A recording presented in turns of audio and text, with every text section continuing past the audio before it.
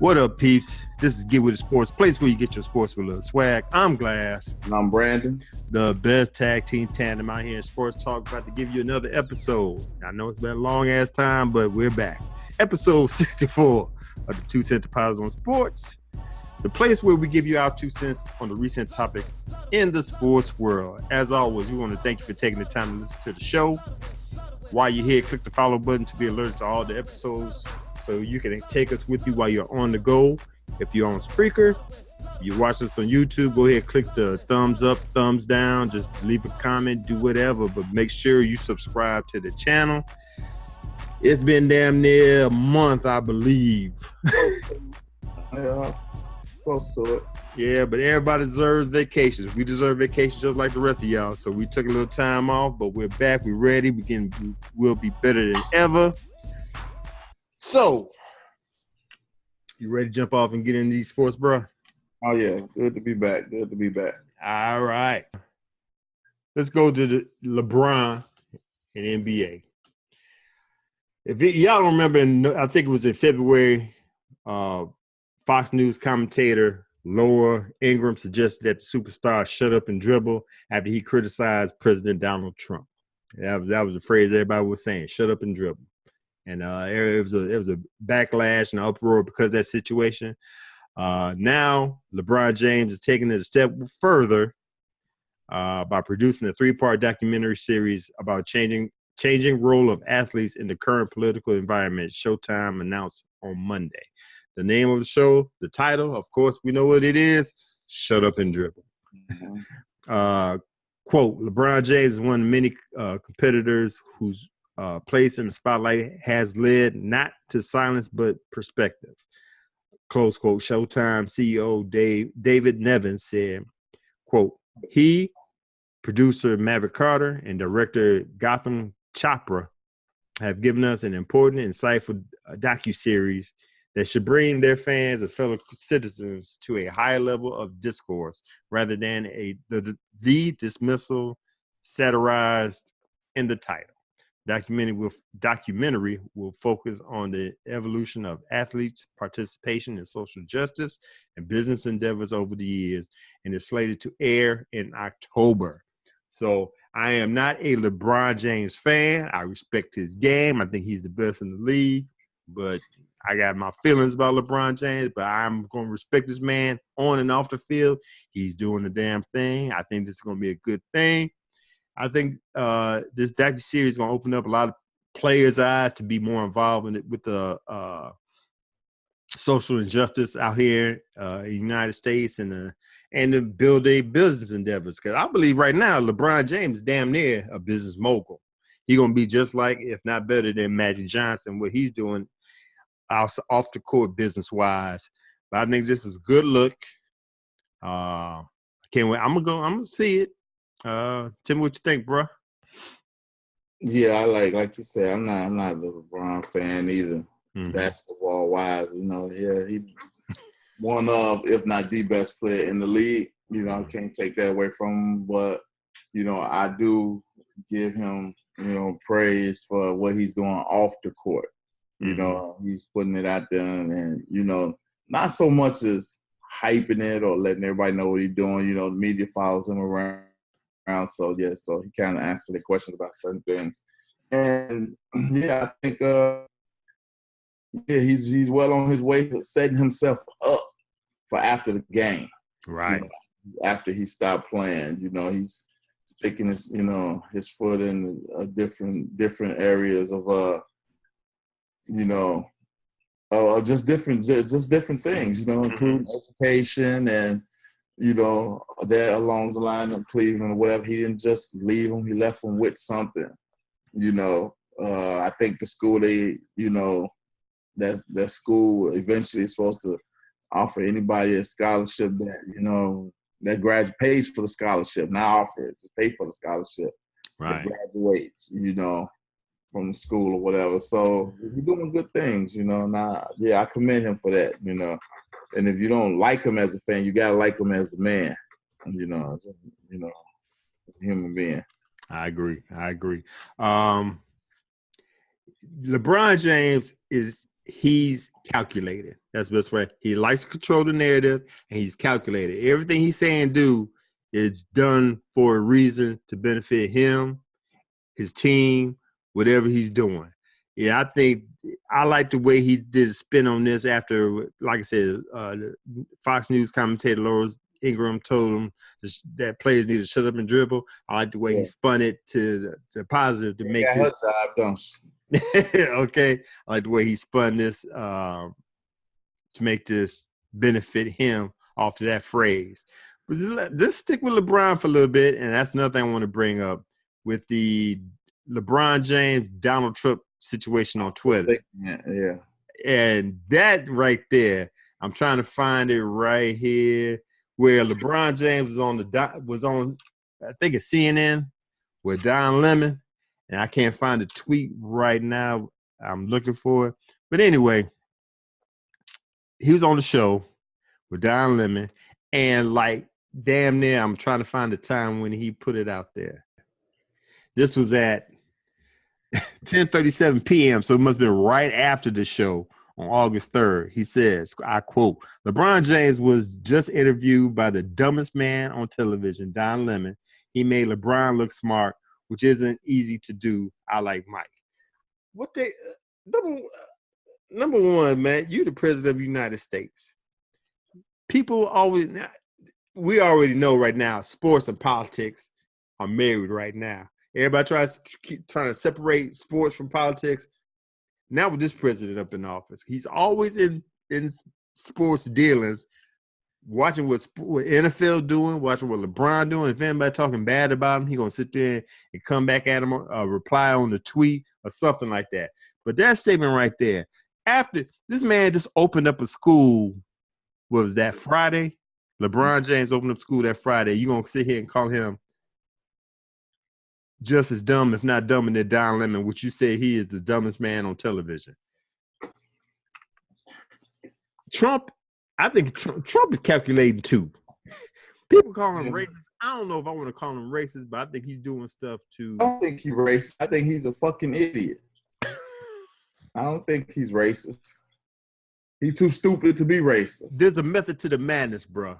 There's a method to the madness. I think he found the majority of people that's following him are these alt-right, white supremacists, white privilege,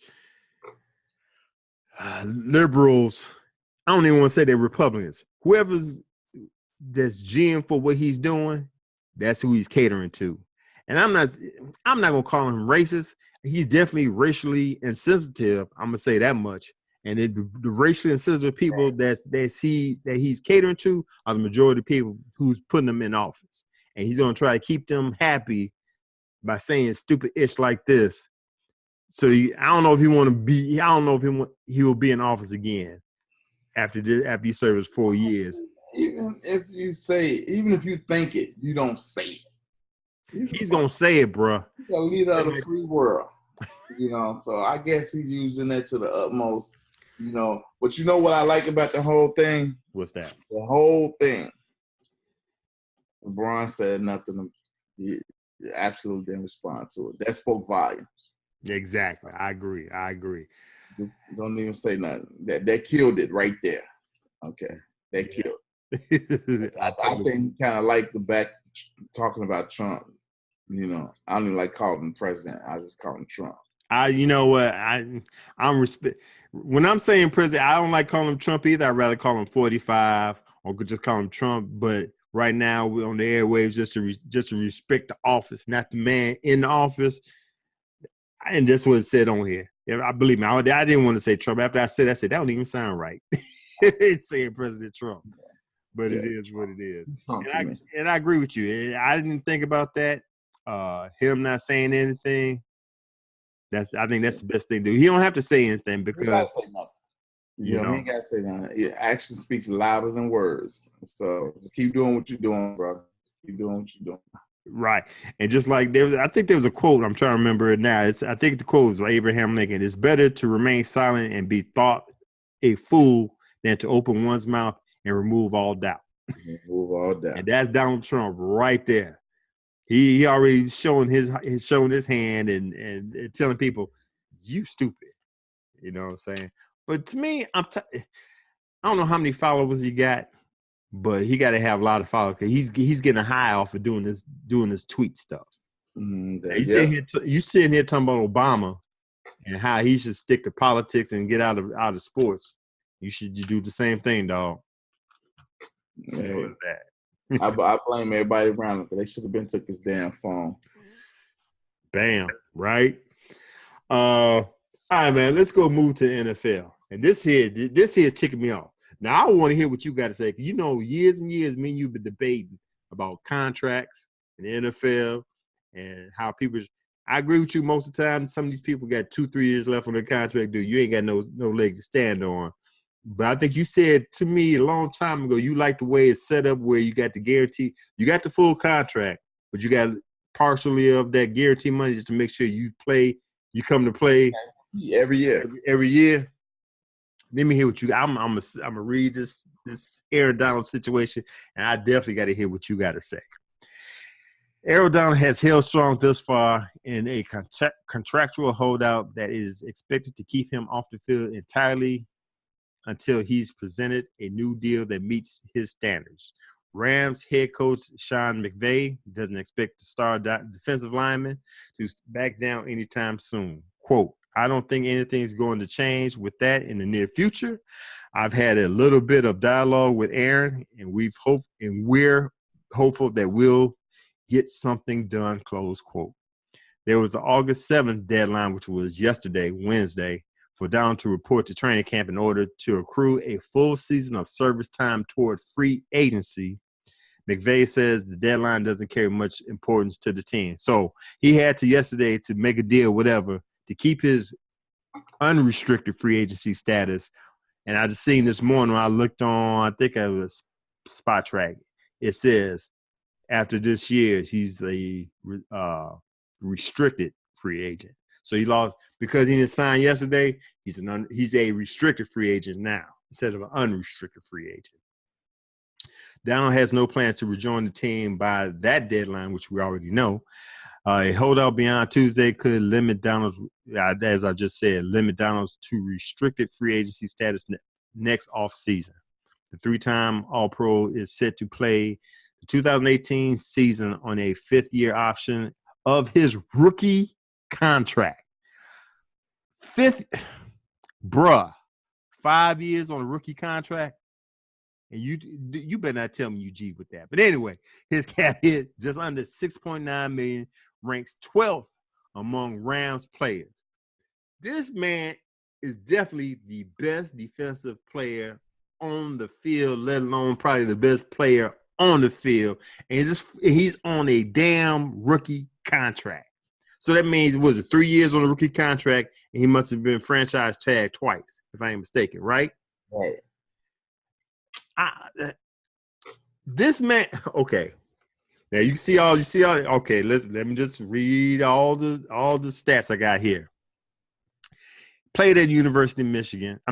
University of Pittsburgh.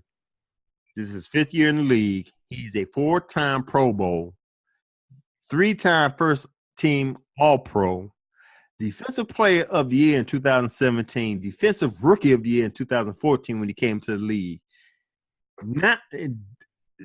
That should be enough right there to have him call him in the office and to get an extension. But let's hold on with that.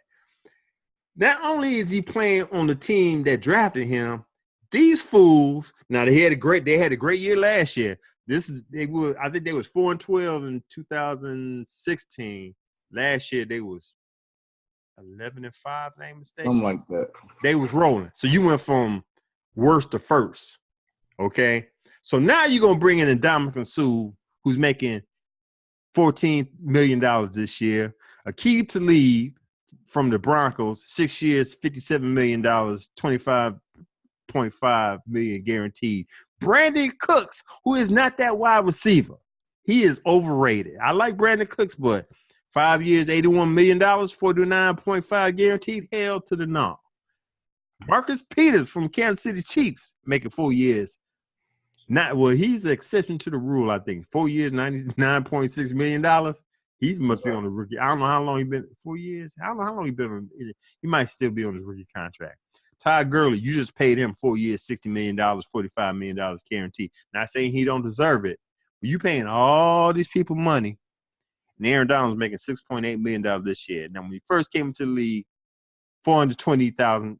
$420,000. He was your rookie of the year. Following year, $880,000.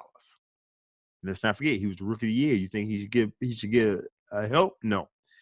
The following year, 2016, $1.4 million. Last year, $1.8 million.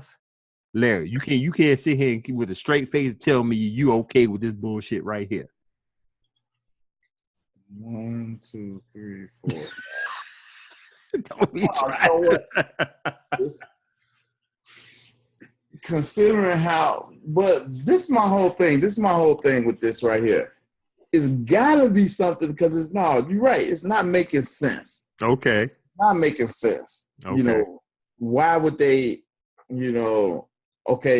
are they holding out like that to get everybody else paid around him or whatever? They definitely not gonna let him go. So I don't understand it. You get like here you get J.J. Watt, $100 million.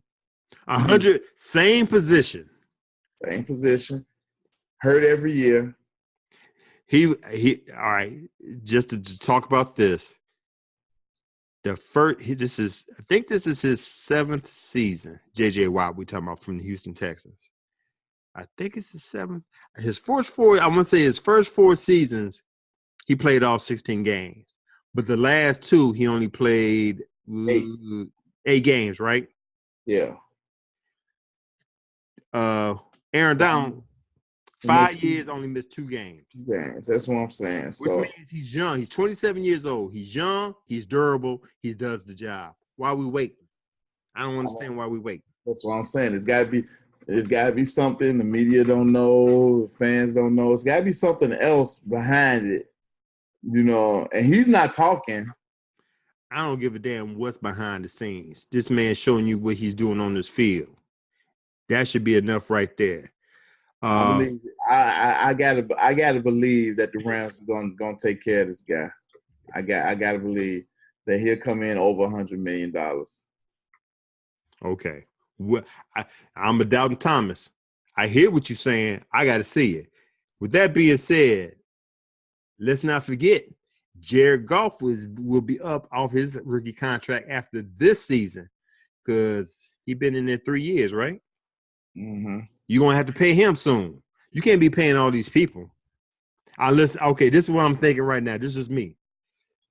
This is the time where the window's wide open. You gotta get your Super Bowl before the window closed. So they bring in all these people, and Ndamukong Suh, Aqib Talib, Brandon Cooks, Marcus Peters. And if we don't get it this year, maybe next year, they're gonna have to dump all these people. They're gonna have to trade all these people. They ain't gonna have enough room on the salary. You gotta keep your best defensive player happy though. So if he's not happy, your defense ain't gonna be right anyway.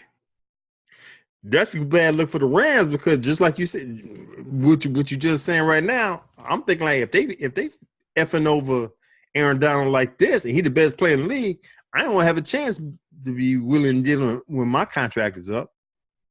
I could say that was Marcus Peters because 4 years, $9.6 million ain't a lot of money. He's gonna be asking for a lot of money, and I think didn't he get traded from the Chiefs to? Then he got traded. From the Chiefs to the Rams. Was it the Chiefs or Arizona? Chiefs. Oh, good question. Yeah, Chiefs. It was Chiefs. Marcus Peters came from Chiefs. But see, it's just to me. Huh? How long Peters been in the league? He ain't been in there long. I'm gonna look it up real quick. He 4 has years, $9 million. Huh? 4 years, $9 million. He can't. He got to be on the downside of his He should be up. I'm looking. He should be up for it soon. Marcus Peters. That's like 2.4. That right. That he's in the same boat as Aaron Donald. He's been in the league 3 years. This is third year. This got to be a rookie contract. Yeah, he played 2015, 16, 17. Now he should be up for a contract. So you got two people, Peters, Golf, and Donald. You only got so much money to work with, man. That's all I'm saying. He should have been paid. Yeah, but okay. But look how long they took. They just paid Gurley. They just paid him. Mm-hmm. Yeah, they just paid him off of his rookie deal. They ain't paid Peters off of his yet, and they ain't paid Donald. So they just, I don't know, man. All right. Todd Gurley. I think he got drafted by the Rams. Yeah. He been in the league since 3 years.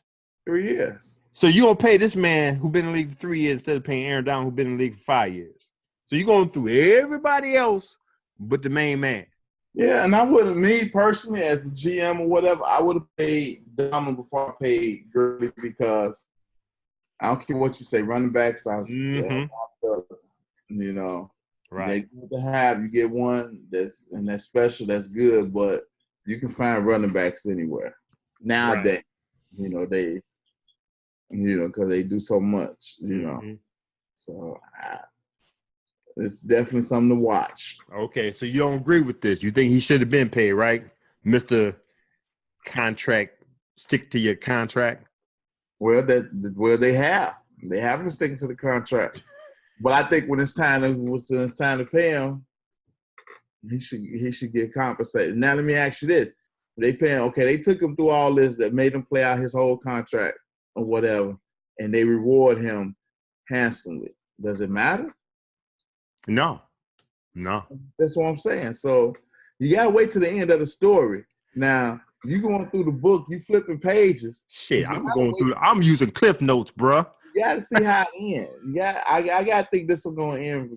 Gotta end good. Okay, we'll see. Well, if not, we will be back. I still stick to my guns. Because you got another year on your contract. Mm-hmm. Play your year out.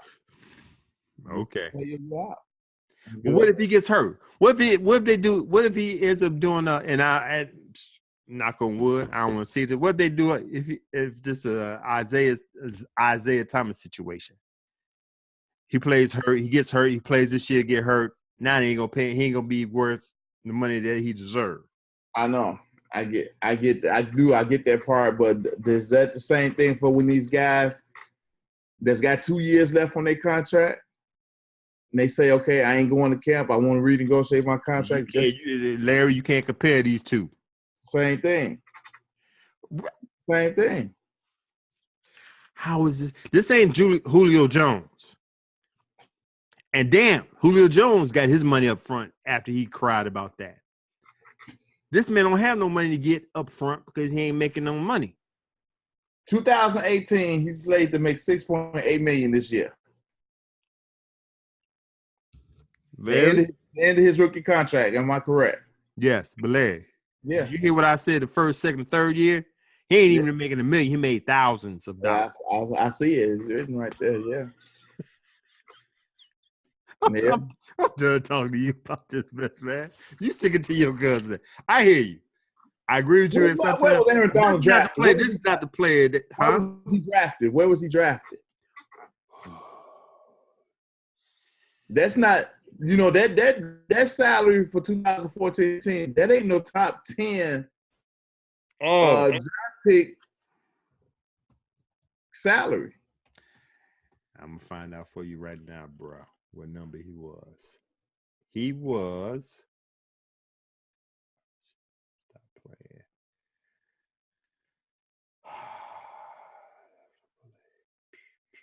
I'm going to Wikipedia for this.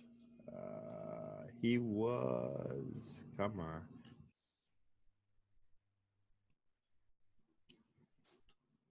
'13th pick, first round. Okay, 13th pick. I knew it wasn't could have been. That's not a top 10 salary. So I mean, come on, bro. That's why I mess with you, man. You keep it live. Yeah, I don't want to go for the okie doke. Yeah. It's a 5 year. It's a 5 year contract. I got 5 years. No, he had 3 years. You franchise tagged him twice. Or 4 years, you franchise tagged him once. How long does it take for you to know that you got the best player in the league, especially on defense? 1 more year. Oh shit! Evidently, man. No, we gonna move on from this, man. We can talk about this all day. Hey, y'all out there, tell us what you think. Put it down in the comments, man. My bro here, he's sticking to his guns with this mess here. You should be somebody's GM, man. Evidently, 1 more year. All right, man. Let's move on, man. We run out of time. I don't think I have this in notes, but I'm sure you heard about Kelvin Benjamin and Cam talking about Cam Newton and the Panthers. Oh man. Yeah. Okay.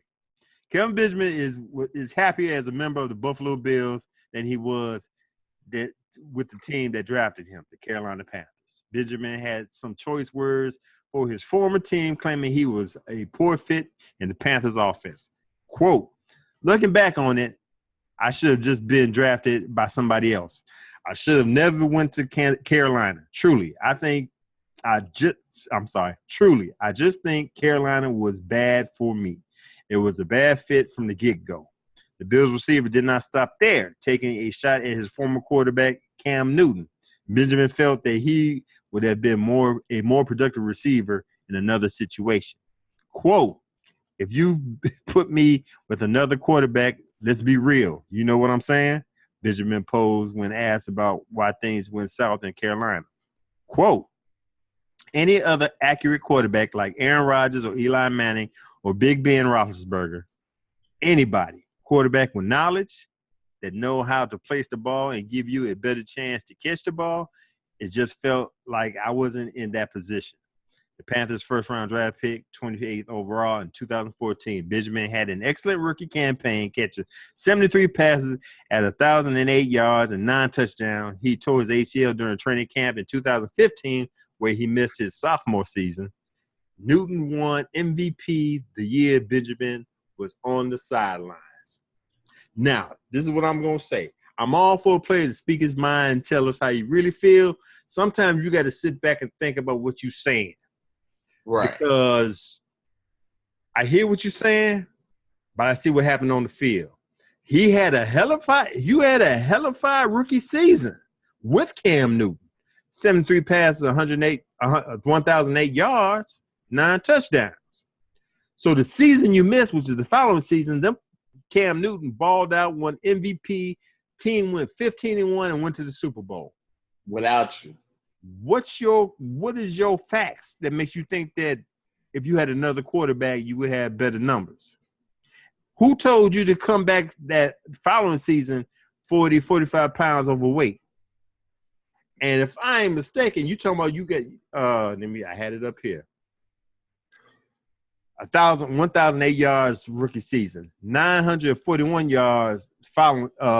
He missed 2015. 2016, you had 941 yards, 7 touchdowns. The year you got traded to the Buffalo Bills, you end up with 692 yards, 3 touchdowns. What it sounds like it's on you, bro. You sitting there putting Cam Newton on the bus, but you was making your best numbers with Cam Newton. What you got to say about this, bro? Give me your 2 cents. You bogus as hell. I don't know what the hell he thinking about. Even mentioning Eli in that whole thing. I was thinking the same thing, like accuracy. Right. I don't get that whole thing. Yeah, he bogus. He just disgruntled, a former employee or whatever. So you're trying to say he's disgruntled because he got traded?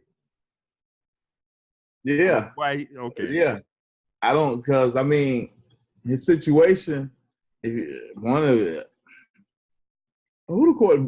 Buffalo quarterback. It's obvious he thinking this is a great situation for him because this guy that's in Buffalo is a lot better and a lot more accurate than Cam ever have been. And so wait. Stop. You know who is Buffalo quarterback? It was Tyrod Taylor. Right. Now I think it's who they drafted. Rosen. Josh Rosen from UCLA. I think that's the rookie quarterback, and his backup is Nathan Peterman, who threw 6 interceptions in one game. You know nothing about the quarterback, the rookie quarterback, and the backup is one of the most inaccurate in the league. But you dissing Cam. That made you a baller your rookie season. Yeah, he sounded like an idiot, and everybody in the league knows this is an idiot. Right. Man, listen, we got a little time left. Do you want? Well, you didn't see the Hall of Fame, the Hall of induction, right? Right. So we ain't gonna spend too much time on that. I'm gonna say congratulations to Ray Lewis, Randy Moss, Terrell Owens, Brian Urlacher, Brian Dawkins, Robert Brazile, Jerry Kramer, and Bobby Beathard. I'm gonna put you like this. I watched I recorded the speeches. Yeah. Brian Urlacher did a good job, even though you could tell he was reading off the prompter, but he put himself out there. He did a great job. Brian Dawkins did a hell of a job. He was speaking about how he suffered from depression from his rookie season. He was talking about he was so depressed his rookie season. He had suicidal thoughts, and he was doing the same thing Dave Dewison did, trying to find a way to do himself without horrifying his wife, like shoot him in the head or something like that. He was figuring out a way to shoot himself where it wouldn't horrify his wife, and how his wife could get the money from his death, which is I've known people with suicide tendency, and it's real rough hanging with them. I got family members with that. Yeah. And they're just so depressed. It's just like, man, you helpless. You don't know how to help them out because it's all up in their head. You know what I'm saying? So I'm glad he got out of it. He's one of my favorite players. I'm talking about Brian Dawkins. Randy Moss did a hell of a speech. Ray Lewis, Ray Lewis do what Ray Lewis do. He preaching up there like he had a pulpit. They knew what they would have with Ray Lewis because they made him the last one, so he could just run off as long as he wanted. I think it went like 30 minutes. He said it was going to be 26, but I think it went over that for like 30 minutes. Not only they made him last, they gave him a headpiece. He walked around the whole stage. Everybody else was behind the pulpit or behind the stand. They gave him a headpiece because he was all over the place, sweating through his Hall of Fame. I gotta believe Ray suggested that. Make me last and give me a headpiece. Because I can't stand behind the podium, man. Right.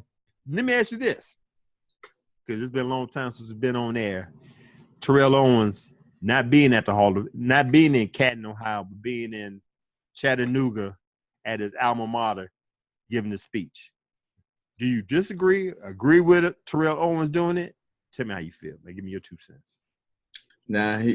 But they didn't. But see, the Hall of Fame didn't broadcast it or support it. No. So I think T.O.'s being T.O. Okay, good answer. Yeah, I agree. He's different.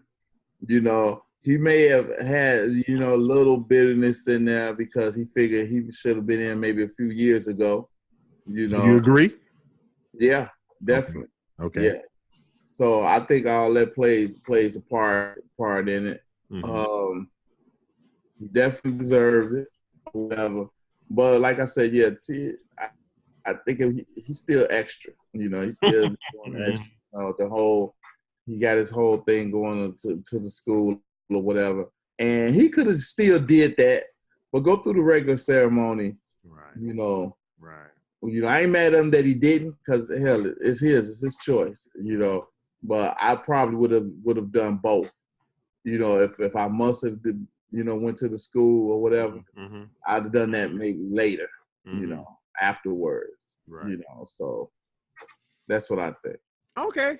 I agree with you. My 2 cents is, and I talked about this before. I think I talked on Team Boy TV Live with Big Q. I understand how he felt. I understand his mission. I just think he's going to regret this later on in life. He had a great speech. I validated everything he said. I think he was accusing the Hall of Fame voters and media of not sticking to the virtues and values of the requirements of being a first ballot Hall of Fame or being a Hall of Fame in general.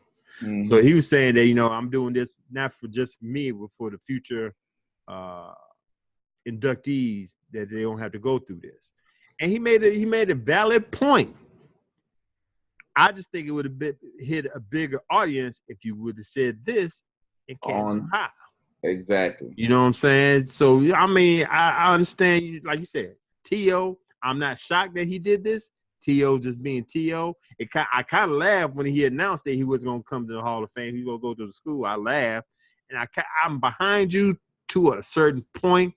Now that you said your speech, and it was very eloquent, to the point, and valid. But you would have had a wider audience. You would have been supported. Yeah. And it would have went further if you went to the Hall of Fame. So I understand where you're coming from. I just think he's going to regret it later on in life that man, I should have went on to the Hall of Fame. And they talked to, and what gets me and what validate what he's saying, that when he said he wasn't coming to the Hall of Fame, he will go somewhere else. Some of the voters that voted for him said that if I knew he was going to do this, I wouldn't have voted for him. Which means that you're not voting for what he did on the field. You voting on what his attitude is. Right. And he never been in trouble. It's just that he just talk a lot of stuff, and you didn't like the way he talks. So that's your way of getting back at. Right. And the voters who said that were the one who was voting against him the last couple of years. Exactly. There's no way with the stats he had. If he's definitely top 3. You got Jerry Rice, you got Randy Moss, you got Terrell Owens. That owns the top numbers and all the stats when it comes to wide receivers. And for them, so I think Jerry Rice was the first ballot Hall of Famer, right? I believe so. Randy Moss, first ballot Hall of Famer. There's no reason why Terrell Owens should not have been the first ballot Hall of Famer. So like I said, and you agree, I back him. You should have been the first ballot Hall of Famer. But do your damage at the Hall of Fame saying what you said. And back to what I was saying, that's the reason why it's validated because of what they said. If I knew if he would have did this, I wouldn't have voted for him. But I think they talked to one of the old Indianapolis coach, GM Pollard. I can't remember his name. But anyway, they asked him after that Monday morning after the Hall of Fame, they said, do you have any hard feelings against T.O. for doing what he's doing? He's saying, number one, I guess they said, real quick, after he did what he did, they said it was a rumor around that now they was going to put in a stipulation that if you got to show up for the Hall of Fame. If you don't show up, I don't know what the repercussions is, but they asked this GM, I can't remember his name offhand, Hall of Fame GM. He said none of this was mentioned at the Hall of Fame dinners and all that stuff. And they said, do we have any animosity against T.O.? He said, nah, he's a Hall of Famer. It's done. He's in the Hall. He's in the Brotherhood. We're going to welcome him with open arms, which is a good sign. I kind of glad that they're doing this and they're not holding any grudges against him. Like I said, I just think he's just going to regret not doing what he's doing, what he said, doing what he's supposed to do at Canton. So, yeah. All right, bro. I was going to talk about, we might hold this to another time. I hear what you think about this Gilbert Arenas situation with the guns in the locker room. He came out, told us the truth of what happened. We're going to probably come on sometime during the week real quick, talk about it real quick, but we're running out of time. Anything you got to say before we close shop, bro? We went through a lot. You know what? We've been gone for a long time. But it's like riding a bike, man. Right. Yeah, it's good to be back, and our thoughts about, certain things that, you know, is going on in the world of sports. You know, there's always something. So always. Yeah. So anything before we close shot, bro? No, that's it for me. All right, man. So here, the crew here at Get With It Sports want to thank you for taking the time to listen to our 2 Cent Deposit on Sports podcast. Once again, while you're here, click the follow button so you can be alerted to all the new episodes to the shows we have here at Get With It Sports Media. You can find us on Twitter, me at Get With It Sports, my partner in crime here, Brandon at LEB412. Read the post on our blog page at getwithitsports.wordpress.com. Follow us on Facebook /Get With It Sports, and on Instagram, Get With It Sports. And you can even contact us via email at getwithitsports2, that's the number 2 @gmail.com. And before we head off, and bruh, I'm giving you a reminder now. I don't know if you checked your email. It's almost that time. I've sent out the invites for the Pick'em Shut Up League 2018. And then you all go check the email from the people who've been in the league. You should have your invite. All those that's out there that want to join the league, hit us up at email us at getwithitsports2 @gmail.com, or hit me up in the DMs on Twitter at getwithitsports. I'll see what I can do for you. That being said, once again, I'm your boy Glass. And I'm Brandon. The best tag team tandem out here in sports talk. And as always, be good, be safe, get with it. Peace.